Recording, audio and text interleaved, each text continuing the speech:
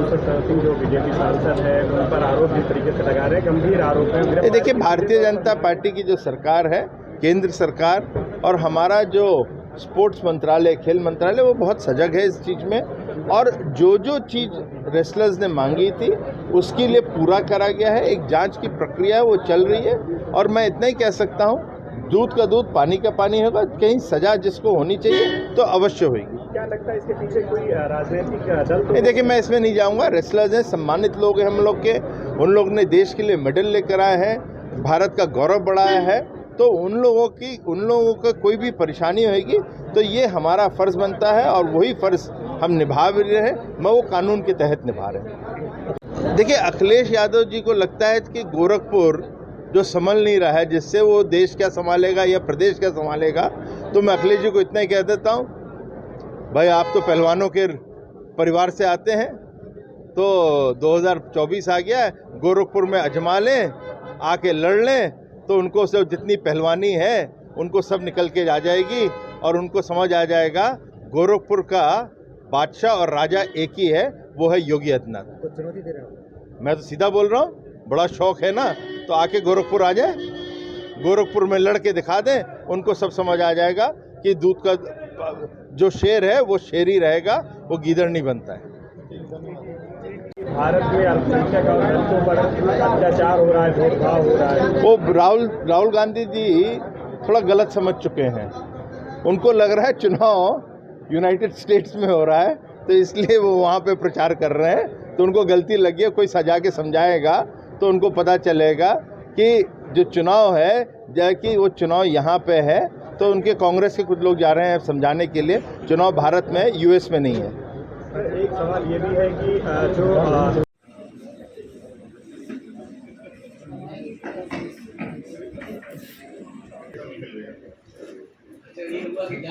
दोनों लोग उधर निकल गए या उधर आ गए।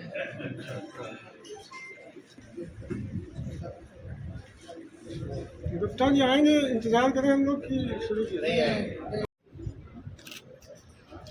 इस क्षेत्र की जनप्रिय लोकप्रिय सांसद श्रीमती, मित्रों आप सभी जानते हैं कि 2014 से पहले इस देश का क्या हालत था, किसी से छिपा हुआ नहीं था। जिस प्रकार से प्रत्येक दिन आए महाघोटाला, जम्मू कश्मीर समेत अन्य राज्यों में प्रत्येक दिन सीरीज बम ब्लास्ट, और विशेषकर जम्मू और श्रीनगर में माताओं बहनों के साथ जो अन्याय, अत्याचार और आक्रोश लूटे जा रहे थे,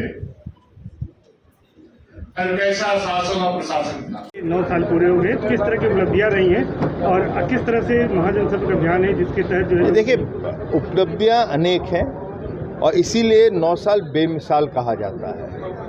और उपलब्धियां जो है हर क्षेत्र में है, एक क्षेत्र को ऐसा छोड़ा नहीं गया है।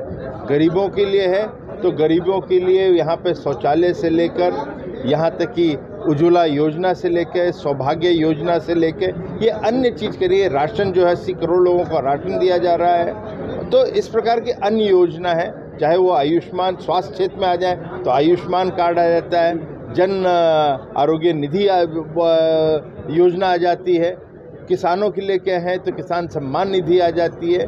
तो मैं चंद गिनवा रहा हूँ। इंफ्रास्ट्रक्चर में बड़े बड़े पुल बने हैं, इसमें अन्य विकास कार्य हैं। एयरपोर्ट जितने 14 तक की 74 एयरपोर्ट थे, 74 और बन गए हैं 9 साल में।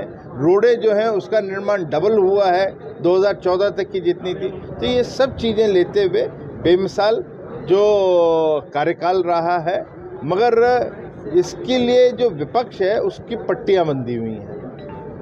वो पट्टियां जो बंदी हैं उसको दिखता नहीं है, इसीलिए बार बार जो विपक्ष है वो एक ही नारा, एक ही अलाप रहा है, मोदी हटाओ मोदी हटाओ, मगर समझ नहीं पा रहा है जिसकी पट्टियां खुली हैं वो जनता है, और जनता कहती है मोदी लाओ मोदी लाओ।